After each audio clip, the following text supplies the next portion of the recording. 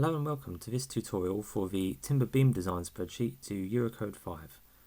To access this spreadsheet, you're going to need to go to my website and click on this icon here to download a zip folder.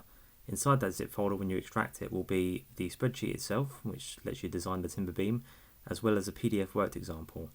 In this tutorial, we're going to focus solely on the spreadsheet itself and not the PDF worked example, although I recommend looking at the PDF worked example to see how the calculations and how the process is carried out.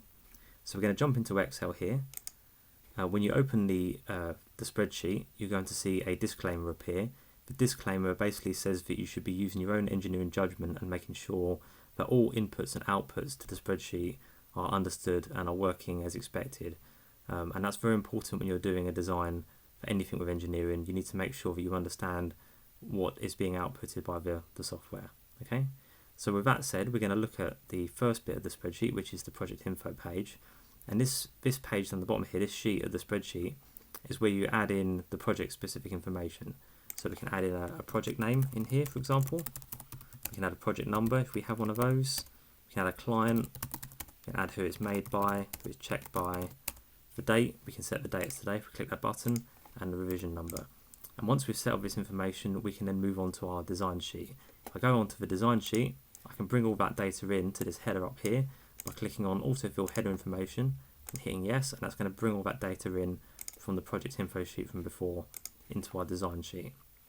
So once we've done that, we're now ready to look at our design of a timber beam. And I should mention before I start going into detail in this in particular, that all the light yellow cells on this spreadsheet are input data, and anything else is a formula or a header, and you shouldn't be messing with. Okay, so with that said, we're going to go and look at the design sheet here that I have open. All of the headers on the design sheet are numbered, and they're numbered with the idea of you going through in order and filling out this form. So I'm going to go through these one by one and sort of explain what they're doing. So if we go to section number 1 over here, we have the timber beam cross-section dimensions. So this would be the size of the timber beam or a timber joist that you'd be wanting to design. So we have the width of a single joist in millimeters, we have the depth of the beam in millimeters, we have the number of sections back to back, so we can define a single joist, a double joist, or a triple joist, and you'll notice that when I change these numbers in here, this cell at the bottom updates to tell you what kind of joist we've got. And then underneath we have the beam span in meters. Okay, so millimeters for the width and the depth of the beam, meters for the length of the beam. Okay. So you can see in here I've specified a 50 by 225 joist with 2 meters long, and we've got a single one of these. Okay, that's for timber beam cross section. Section 2 is to do with the timber type, grade and service class. So we have the timber type in here. We can either have solid timber or glue laminated timber, glue lam. We're going to stick with solid timber for this example. We have the timber grade. So this is the strength class of the timber. We're going to stick with C24. And we have the type of timber that it is, whether it's a softwood or a hardwood. Okay, the timber grade will affect the strength of the section that you've chosen, and the hardwood or softwood affects, I think, only one of the formulas in the section below. Okay, and I believe it only affects the notch calculations, but I'll double check that when we get to that. And for more information as well, you can hover over the note over here, which explains a bit more about what the hardwood and softwood affect. And we can see here it actually explains the bit I just mentioned. It says here that the choice of softwood or hardwood affects the critical bending stress in the calculation. So that's when we're looking at lateral torsion or buckling of the beam. Okay, typically we'd be looking at a softwood when we're looking at a timber joist. And it should also be noted as well that when we're looking at C24, or these C classes and the D classes, whilst the C classes often refer to softwood and the D classes often refer to hardwood, that's not always the case. It depends on where you're sourcing the timber from. So that's just something to be aware of there for you. And then finally we have the service class over here. We have the service class 1, 2 or 3. Again, there's a note over here which tells you more information. But basically the service class is to do with what the timber is exposed to. So generally speaking, for a timber beam inside a building, like a domestic property, that's going to be heated, we're going to be looking at a service class of 1, where we've got sort of a normal warm space. If we're looking at a roof or an external space, we may be looking at service class 2 or 3. Okay, so you're going to want to look at the National Annex for the Eurocode, particularly the UK National Annex, and also the information in the head code. But there's a note in here obviously that you can read that will give you more information on that. So that's the service class. Moving on, we have the loading information in section 3 here. So we have the length of the loading that we're applying, whether it's permanent, long-term, medium-term, short-term or instantaneous. Generally speaking, for a joist inside a building, we'd be looking at permanent or long-term for our loading. We're going to stick at permanent for the time being. We've got the next bit is the load factors for the permanent and imposed load. So these are the factors that are applied to the load when we're looking at ultimate limit state, or ULS as it's also known. And then we have the type of imposed load. So this is looking at what kind of imposed load we've got, whether we've got domestic areas, office areas, and so on in here. Okay, and again, there's notes in here that explain what these mean and sort of where they come from. Okay, to give you some more sort of context on this. The next section is to do with deflection and natural frequency limits for our serviceability limit state, or SLS design. We can set our limits for our SLS design based on the span limit of the beam, an absolute value of deflection, or the span limit in value. So if I just select span limit, for example, you're going to see only these 3 cells here appear in light yellow as inputs. If I select an absolute value, we're going to see these 3 cells appear as light yellow, because we're going to be basically specifying the deflection limit based on an absolute millimeter deflection instead of a ratio. If I go on to span limit and value, it's going to select all of it. Let's add in data for all of these 6 cells here. And so basically what that's meaning is we can either set the deflection limit as a ratio of the span. So in this case here, our permanent deflection limit would be the span of the beam divided by 250, or we can set it as being an absolute value. So we could put in, say, for example, 14 millimeters in there for our permanent load deflection. In this case, I'm going to stick with the span limits. So I'm just going to stick with 250, 360 and 250 for our deflection limits. And then finally in this section, we can choose whether or not to include a natural frequency check on the floor. So I'm going to include that for the time being in here, but we can omit it, and that will grey out the cell underneath. If I've picked include, it will ask us to set a natural frequency limit for the first mode of vibration. And typically for a domestic property, we'd be looking at 4 Hertz as our minimum natural frequency for the beam. And it should be noted that when we calculate the natural frequency of the beam later on in the calculations, it's actually only an approximation using a very simple formula. If you wanted to look at this in more detail, you want to do an eigenvalue assessment of the beam to work out the different modes of vibration. But that is beyond the scope of this spreadsheet.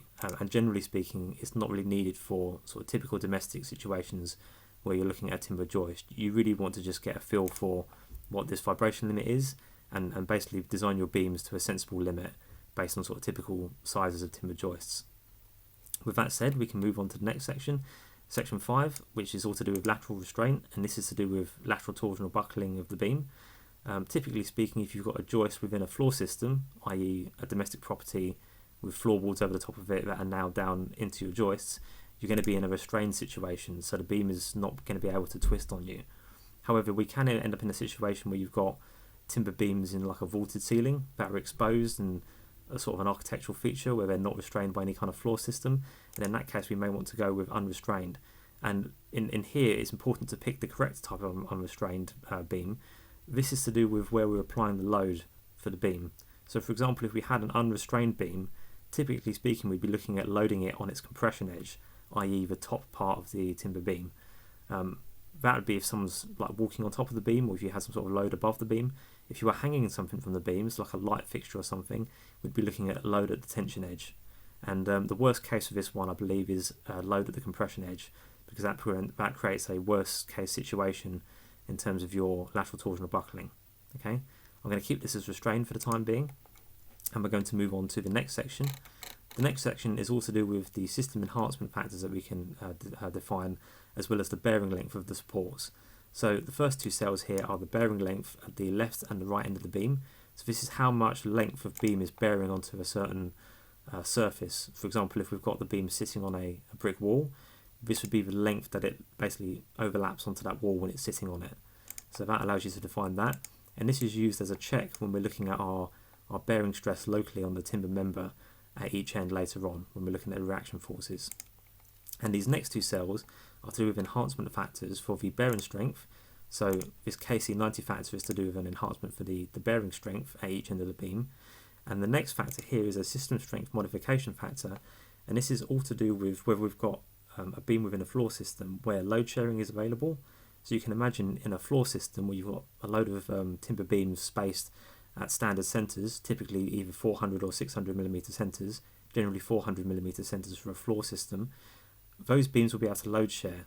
By that I mean if you stand on one beam in the floor system, well, you've got a bunch of floorboards and a bunch of finishes above that beam, which is allowing that load to spread over multiple beams. And so there's a system enhancement factor here that you can include for that, and that's 10%. It's a factor of, basically if I click this to be include, this case SYS or case system factor will go from 1 to 1.1. Okay, so just bear in mind that that's quite a big enhancement there on your strength, and you should only be including it if you can justify it, with a beam as part of a floor system. Okay, there's also notes within all of these sections again which explain in more detail what's going on. So that's that section 6. The next section allows us to define a notch at the end of each beam.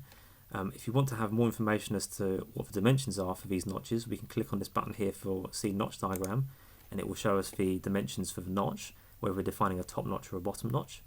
Back to design. So we can basically in here we can include a notch at the start or the end of the beam.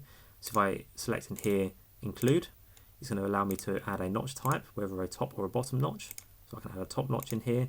I can define the height of the beam at the position of the notch, and this has to be less than the height of the beam that we defined over here. So it has to be less than 225 millimeters in order for it to make sense. So I'm going to put in 150 for the height of our notch. You can see it be plotted down here in section 8. If we define the height of our notch as 150, we can define the distance from the edge of the bearing to the beginning of the notch. So that distance is from the edge of this bearing here over to the start of the notch. And again, if you go to the notch diagram, you can see that distance. That's that distance A from the edge of the bearing to the beginning of the notch. So I can define that in here. Let's give that 100 millimeters. You can see that being defined in there. And then we can provide the length of the taper. So again, the length of the taper would be from that position there, where our notch begins, to the top of the notch there. Okay, that's the length of the taper. Let's give that 150. And you'll see underneath it's providing us the angle of the notch here as well. So the angle of our notch is 27 degrees. So it's actually quite a shallow notch. You'll see that in this diagram underneath it's not going to be plotted exactly to scale because of the limitations within Excel and making sure that things plot in a sort of a one-to-one plot scaling. There are some limitations in Excel for that. We can actually plot this in AutoCAD later on, so I'll get to that in a minute. So that's basically all of our inputs dealt with. I'm going to now move on to the actual calculation process of the beam. So obviously I've mentioned before in section 8 we have a plot of the beam which shows the notches at the start and the end of the beam. Clearly here we've got a top notch defined at the beginning of the beam and no notch defined at the end of the beam, and you can see here as well these little boxes with an X through. Those are our bearing lengths that we've provided at the start and the end of the beam, and these will also update if I increase the bearing length as I mentioned above in section 6. So that's section 8. Section 9 is basically all of the sectional properties that are brought through based on the cross-sectional dimensions of our beam and also the chosen timber class. So you can see here we've got our gross width for the beam. That's the in this case the gross width is equal to our inputted width because we've only got a single beam. If I went with a double joist up here in the number of sections, you can see this will double to 100. So that's the gross width of the beam. Let's go back to 1 for that.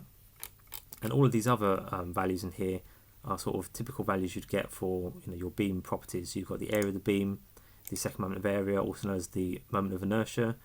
We've got the section modulus, torsional moment of inertia. We've got the mass of the beam. The mass of the beam is expressed as both the characteristic density and the mean density.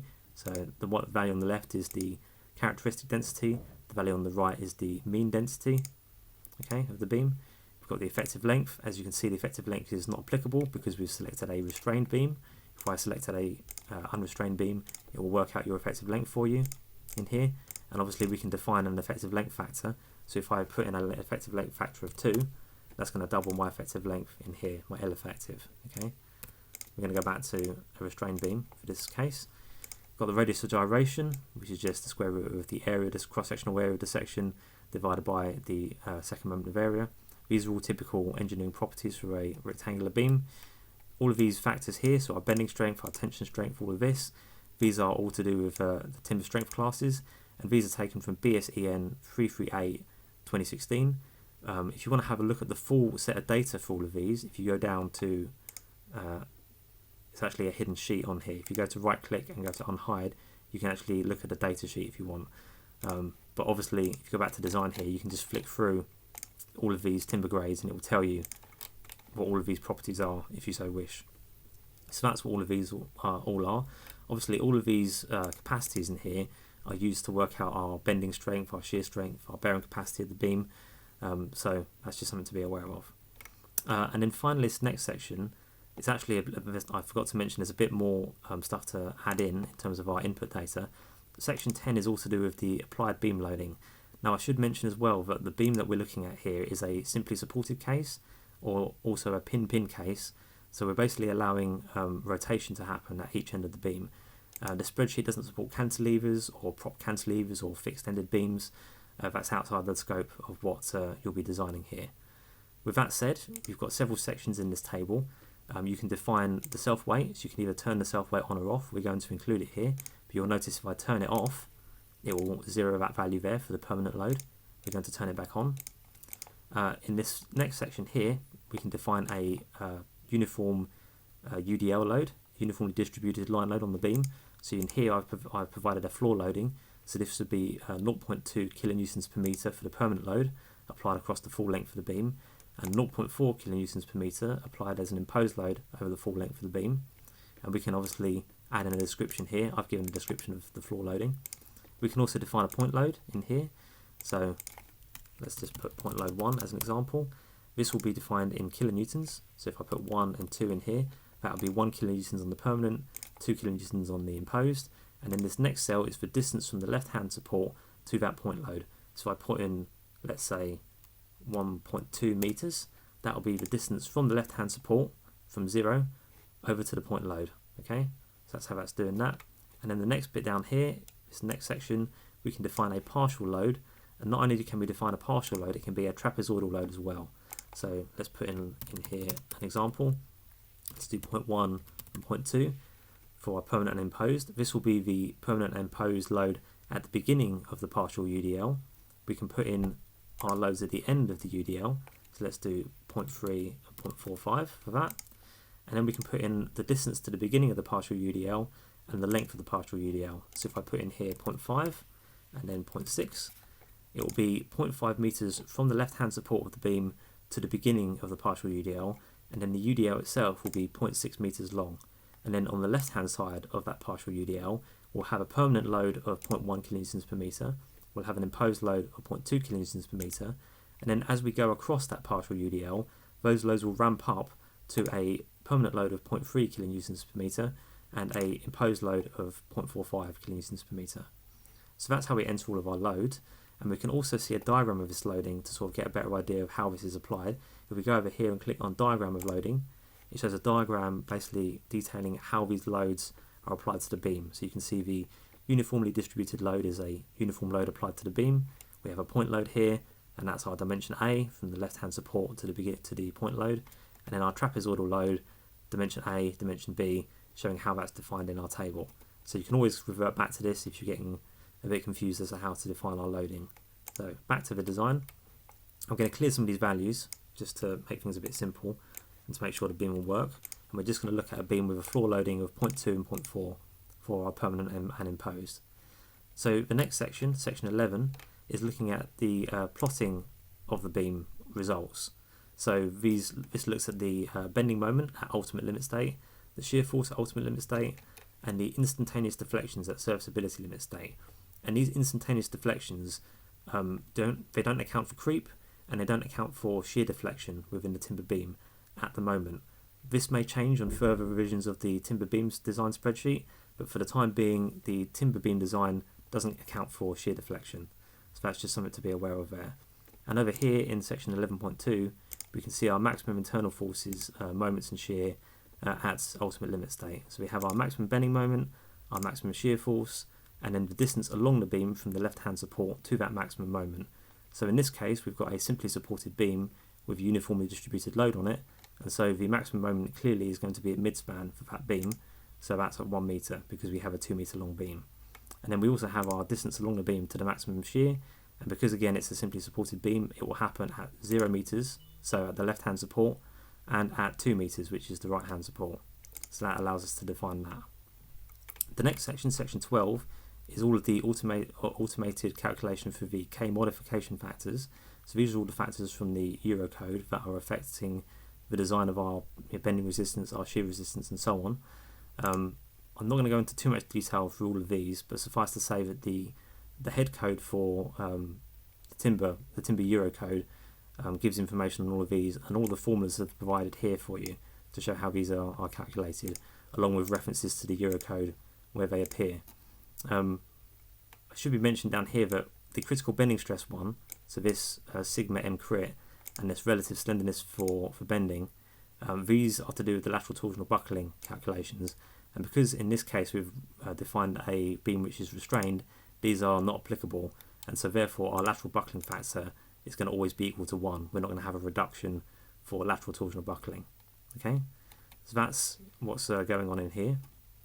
Moving on, we have our check for the compressive stress at the supports.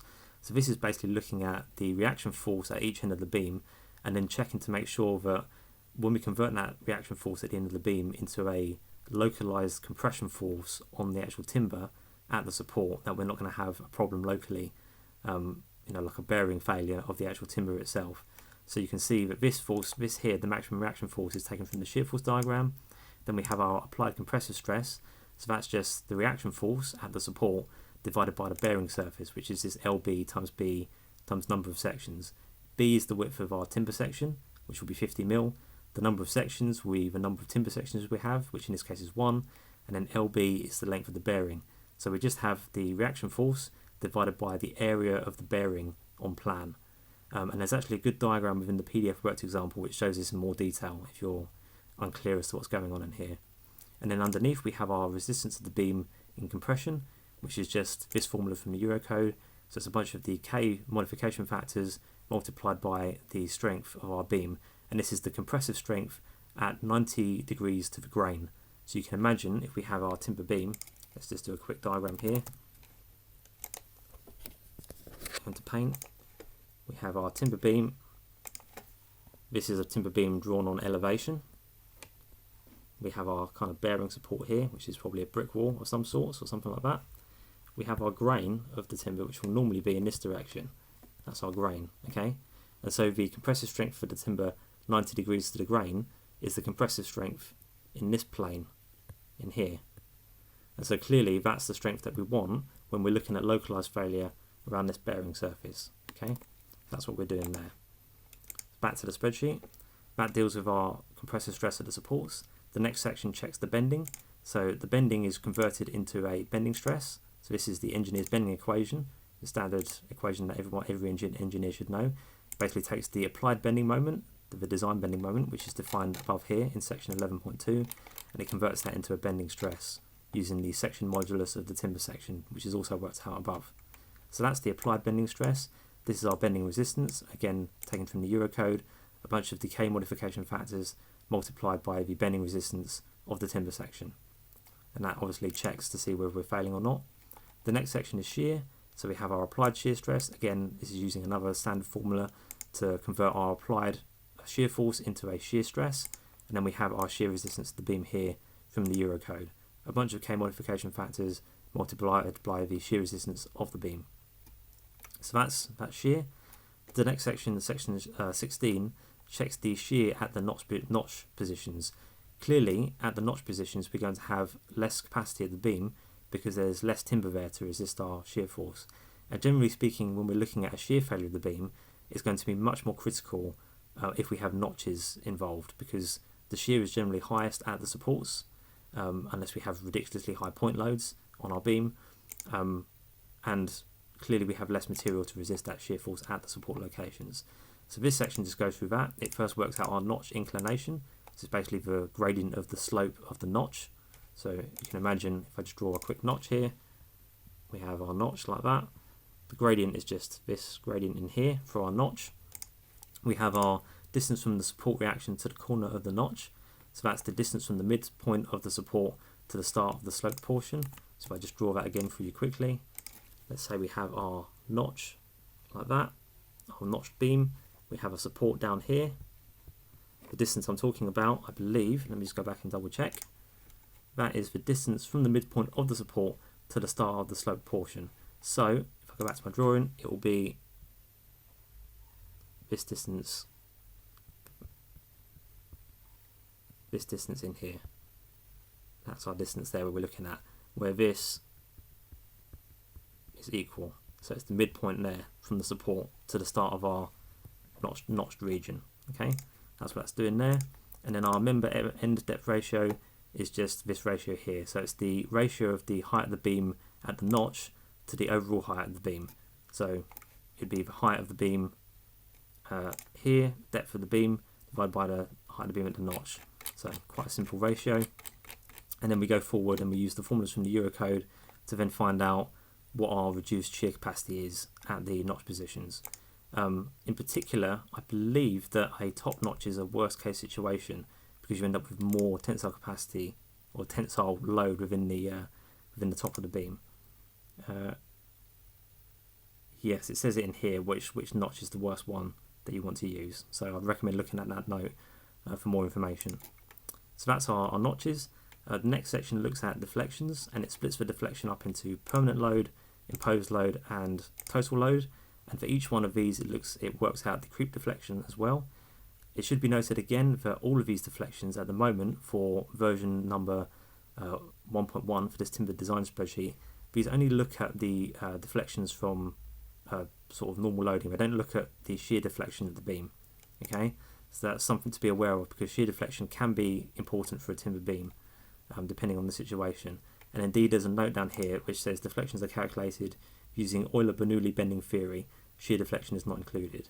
In the future this may be updated to include the shear deflections, but at the moment for this version of the spreadsheet they're not included. There will definitely be notes and further information provided on a future spreadsheet if this is included, and it will also be mentioned in the version info over here if this is updated in the future. So just watch out for that if you're looking at this in the future. So that's what all the deflection calculations are doing. We first get our deflection from our deflection diagram over here, so the instantaneous deflection, and then we use the K-def factor to modify that deflection to account for creep, and then we can work out our final deflection. And then all of these are checked against our deflection limit that we defined back up here in section 4. Okay, so that's what that's doing. And then the final check right at the bottom is our natural frequency approximation. And this natural frequency approximation uses the formula for the natural frequency when we've got a simply supported beam with a UDL on it. Now clearly, because this table for our loading at the top here in section 10 allows us to define more loading than just a UDL over the entire beam. We can define point loads and partial trapezoidal loads. So clearly when we do that, we're going to deviate from what this formula is actually designed to do. However, this does give a good approximation and a good sort of idea of what our natural frequency of the beam is likely to be. So again, these should be used as a sort of rule of thumb and not as definitive values of the exact natural frequency of the beam. That will actually be dependent on our loading that we provide. And if you want an exact value, as I said before, you're going to have to do a detailed eigenvalue assessment on it, which would normally involve some finite element assessment.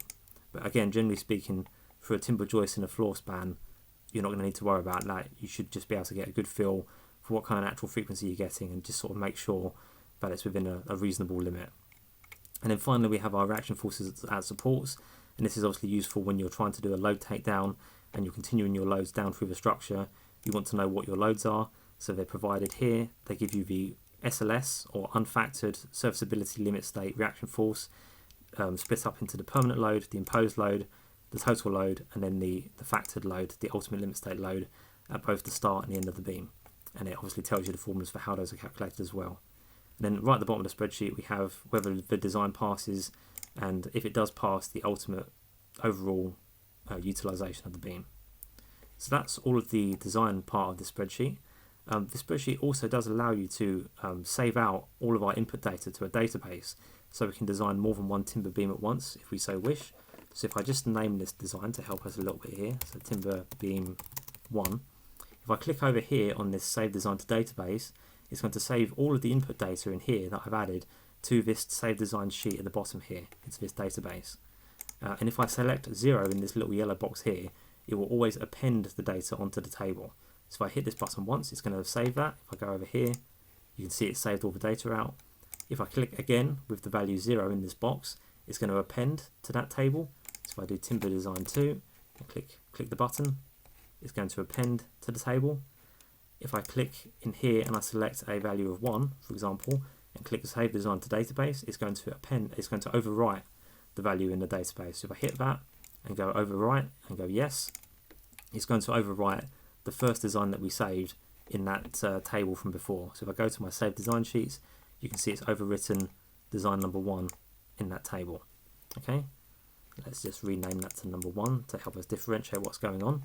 If we go back to our design, I can also reset the design sheet as well. So I've basically reset all the defaults back to what they were before in here by clicking on that. I can also PDF this current design sheet in here, and when I do that, it will ask me where I want to save the design to as PDF on my server. I go and I can also set the print scaling for that PDF. Go down here, I can select the print scaling for that if I so wish. And then the last bit on this design sheet I can talk about is we can also generate an AutoCAD plot for our timber beam. So if I click on that, it's going to save all of that plotting data to the clipboard. And then if I go into AutoCAD and go into the command line and hit Control V, it will plot the timber beam. So it's plotted the timber beam with the notch as well as the bearings and the supports, and it's also plotted the timber beam on section as well. So that allows us to plot to AutoCAD and start drawing quite quickly if we want to. The other things I should also mention as well is in the Save Designs section, so in the database where we have all of our designs, we can reorganize the order of these designs in here. So if I go into this Select Design at the top and select design number 1, for example, I can move it down in the table, I can move it up, I can move it to the end, I can move it to the start. I can also delete it. I can delete the current design, or I can delete all the designs from the spreadsheet as well. I can also reset the row colouring in here. So if I had the row colouring as say yellow, for example, I click reset the row colouring, it's going to reset that. And I can also load the current design back into my design sheet. So if I select design number 2, I can load that back into here. I can load design number 1 back into here. So I can go back and forth between my design sheet and my save design sheet. In here I can also create a summary, all of our designs. So if I hit click summary table, it's going to basically load in every single one of my designs saved in this table. It's going to design them, and it's going to dump all of the relevant information into this summary table down here. So if I click on that, create summary table, it's going to create my summary. So we've got a bunch of the input data here, but it's also got a bunch of our designs here. So it shows how much the beam is being utilized for each one of these designs. And again, on this sheet, I can clear this sheet, I can update this sheet, I can print this sheet again, and I can set the print scaling on this sheet by scrolling all the way to the right and clicking on the print scaling here. So that's how I can do a summary. Let's just clear that. And then finally, we can look at what the typical sizes for timber are and how to design for that. So there's a special thing inside this spreadsheet which allows us to basically check all of the standard timber sizes to see which ones will work for our given loading and our given geometry. So if I go down here and go into Optimisation, we can see this big table here with all of these values. Now I've already run this optimization before because it takes about a minute to run, and I don't want to waste your time on this tutorial. But essentially, when you go back to the design sheet over here and you scroll down to this cross-section optimizer, when I click on this, it will bring up a box which gives you some more information as to what's going on. But if I hit yes, what it's going to do is it's going to go through every single one of the beam sizes within these tables. So a beam width of 22mm, a height of 75. It's going to go through all of these in these tables and check to see if they work or not for the given loading and given length of beam. So it's going to keep all of this data in here the same, and it's just going to vary these two cells at the top here for all of these available for all of these sizes in the optimizer, and it's going to export whether they pass or fail every single one into here. So I've already run this already, and it's given us the results, and we can see we've got a bunch of beams failing in red, and we've got a bunch of beams passing in green for the sort of standard sizes, for softwood sizes, for hardwood sizes, for glue lamb sizes, etc. So it lets us sort of look at a wide variety of available timber beam sizes and see which ones will work. And there's also some color coding in terms of the actual color coding for the the text in here, and that color coding is given down the bottom here. So you can see that the text color, if the font is in yellow, it's a readily available timber size. If the font is in black, it's an available timber size. And if it's in white, it's an uncommon or unavailable timber size. And if you're having trouble with the display of all of these utilizations, like the red and green, we can toggle that on and off. So we can turn it back to grey, we can turn it back to red and green in here. And then at the bottom of this sheet, it tells you all of the settings that we had when we designed all of these timber sizes. So it tells you the length of the beam, the timber type that we've used, the load types, all the rest of it, so we can get an idea of what we've designed this to. And again, we can print all of this, we can print to PDF, and we can set the print scaling. This conditional formatting here is basically allowing us to do that toggle that I mentioned before. And then in here we can clear all the data from the sheet. We can rerun the cross-sectional optimizer, it will do the same thing there, and that's how we deal with that. And similarly, we can also go to this sheet at the bottom here, which shows us the available sizes, and we can get an idea of what the available sizes are. So this here is basically just a copy of this optimization sheet, but it just shows what available sizes are for all of the sort of typical beams, all the typical timbers that we have. And all of this data is taken from the timber design manual to Eurocode 5. In this case, it's the December 2007 edition, and this is the book from Trial. So it's this document here. I'm not sure if there's an ISBN number. Let's have a look. I'm not sure if there is an ISBN. Yeah, there it is. That's the ISBN for it. So if you want to look that up, you can go and find it. So that's that document. I believe that's most of the things. In the Save Design sheet, you can also plot all the designs in AutoCAD as well. So if I go over here and I click Plot All Designs in AutoCAD, it's going to save all of that to the clipboard. If I go back to AutoCAD, let's just delete this quickly. If I go Control V in the command line, it's going to plot all of my timber beams. Okay, so we can do that all in one hit. And that, I believe, is pretty much everything for this spreadsheet. I hope that was useful, and I'll catch you in the next one. Okay, bye bye.